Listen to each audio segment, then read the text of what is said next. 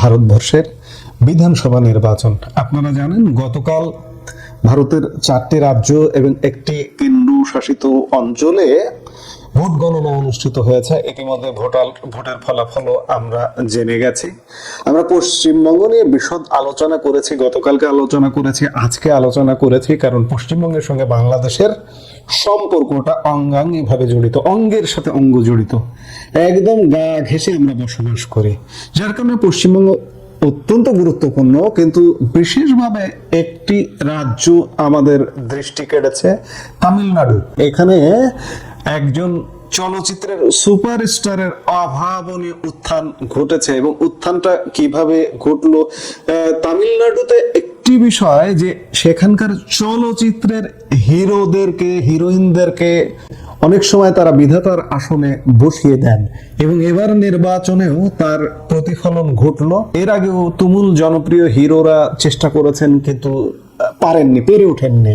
কিন্তু এবার থালাপতি বিজয় একটা চমক দেখিয়ে দিলেন তামিলনাড়ু বিধানসভা নির্বাচনে, যার কারণে আমরা আগের দুই সুপারস্টারের সাথে থালাপতি বিজয়ের খানিকটা একটু কম্পারিজন করতে পারি। তারা কেন পারলেন না, থালাপতি বিজয় কেন পারলেন? আমরা এই আলাপের এই মুহূর্তের শিরোনামটা এভাবে বলতে পারি যে রজনী কমল যা পারেননি, বিজয় কি তাই করে দেখালেন? তামিল রাজনীতিতে থালাপতির রাজকীয় উত্থান।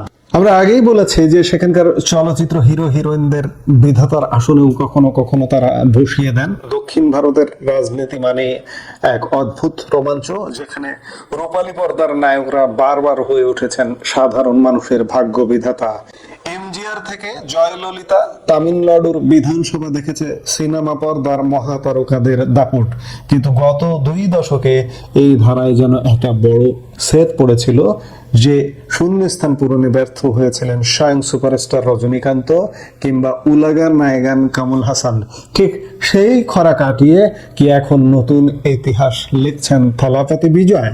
এই মুহূর্তের ভিডিওতে আমরা বিশ্লেষণ করব কমল হাসান এবং রজনীকান্তের মতো মহিরুহরা যা করে দেখাতে পারেননি, থালাপতি বিজয় তামিলনাড়ু বিধানসভার আঙ্গিনায় পা রাখার আগেই তা কিভাবে সম্ভব করে তুললেন, কেন তার নবগঠিত দল তামিলগা ভেট্টি কাঝাগাম বা টিভিকে আজ তামিল রাজনীতির প্রধান আলোচনার বিষয়। বিস্তারিত জানতে ভিডিওটি শেষ পর্যন্ত দেখুন। ইতিহাসের দিকে তাকালে দেখা যায় রজনীকান্ত প্রায় 3 দশক ধরে তার রাজনীতিতে আসার জল্পনা জিয়ে রেখেছিলেন। 2017 সালে তিনি আধ্যাত্মিক রাজনীতির কথা বলে মাঠে নামার ঘোষণা দিলেও 2021 নির্বাচনের ঠিক আগে শারীরিক অসুস্থতার কারণ দেখিয়ে পিছিয়ে যান। ভক্তদের বছরের পর বছর অপেক্ষায় রেখে শেষ মুহূর্তে রজনীর এই প্রস্থান তার রাজনৈতিক বিশ্বাসযোগ্যতাকে বড়সড় ধাক্কা দিয়েছিল। অন্যদিকে কমল হাসান মাক্কাল নিধি মায়াম বা এমএনএম গঠন করে সরাসরি ময়দানে নেমেছিলেন, কিন্তু তার রাজনীতি ছিল মূলত শহর কেন্দ্রিক এবং বুদ্ধিজীবী ঘেঁষা। গ্রামের সাধারণ মানুষের নাড়ির স্পন্দন তিনি বুঝতে পারেননি। ফলে 2018 সালে দল গঠনের পর 2019-এর লোকসভা বা 2021-এর বিধানসভা কোনোটিতেই তিনি দাগ কাটতে পারেননি। এমনকি নিজে কোয়েম্বাটোর দক্ষিণ আসনে দাঁড়িয়ে জয়ী হতে পারেননি। অর্থাৎ রজনীকান্তের দ্বিধা আর কমল হাসানের জনবিচ্ছিন্নতা উভয়ই তাদের ব্যর্থ করে দিয়েছিল। আর ঠিক এই জায়গাটিতে থালাপতি বিজয় আলাদা। তিনি রজনীকান্তের মতো সময় নষ্ট করেননি, আবার কমল হাসানের মতো অস্পষ্ট পথে হাঁটেননি। 2024 সালের ফেব্রুয়ারিতে দল ঘোষণার পর থেকে তিনি অত্যন্ত সুপরিকল্পিতভাবে এগিয়েছেন। থালাপতি বিজয় এমন কি করলেন যা বাকিরা পারেননি? তিনি সরাসরি আঘাত করেছেন তামিলনাড়ুর দ্রাবিড় রাজনীতির মূল স্তম্ভে। তিনি ডিএমকের পরিবারতন্ত্র এবং দুর্নীতির বিরুদ্ধে সরব হয়েছেন, আবার বিজেপির সাম্প্রদায়িক রাজনীতির বিরুদ্ধেও স্পষ্ট অবস্থান নিয়েছেন। রজনীকান্ত যেখানে বিজেপির প্রতি নরম মনোভাব দেখাতেন বলে সমালোচিত ছিলেন, বিজয় সেখানে নিজের খাঁটি দ্রাবিড় আদর্শের উত্তরসূরি হিসেবে পেশ করেছেন। তিনি পেরিয়ার, আম্বেদকর এবং কামরাজের আদর্শকে নিজের দলের মূল ভিত্তি হিসেবে ঘোষণা করে এক বিশাল মাস্টার স্ট্রোক দিয়েছেন। এখন প্রশ্ন আসছে যে কমল হাসান রজনীকান্ত যা পারেননি থালাপতি বিজয় তামিলনাড়ু বিধানসভায় তাই করে দেখালেন কিভাবে? এর অর্থ কি? এর অর্থ হলো নির্বাচনে বিজয়ী হয়ে তামিলনাড়ু বিধানসভার বিতর্কের কেন্দ্রবিন্দু হয়ে উঠেছেন। আজ বিধানসভার ভেতরে এবং বাইরে শাসক দল ডিএমকে কিংবা প্রধান বিরোধী দল এআইএডিএমকে সবাইকে বিজয়ের প্রতিটি পদক্ষেপের জবাব দিতে হচ্ছে।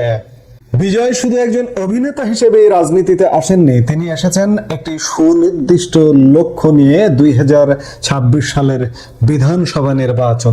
তিনি ঘোষণা করেছিলেন তার দল একক সংখ্যাগরিষ্ঠতা নিয়ে সরকার গঠন করবে, কিন্তু চূড়ান্ত ফলাফলে একক সংখ্যাগরিষ্ঠতা পায়নি তামিলনাড়ুর মোট 234টি আসন। এই 234টি আসনের মধ্যে তিনি পেয়েছেন বা তার দল পেয়েছে 108টি আসন, যার কারণে তাকে কোয়ালিশন সরকার 10টি আসন তাকে অন্যদের সঙ্গে জোট করে একটা জোট সরকার গঠন করতে হবে। রজনীকান্ত সাহস করে দলই করতে পারেননি।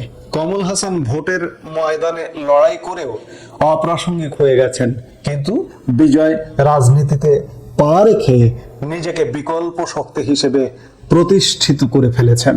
তরুণ প্রজন্ম এবং নারীদের মধ্যে তার আকাশচুম্বী জনপ্রিয়তা তা আজ তামিলনাড়ুর বিধানসভার ক্ষমতার সমীকরণকে ওলট পালট করে দিয়েছে।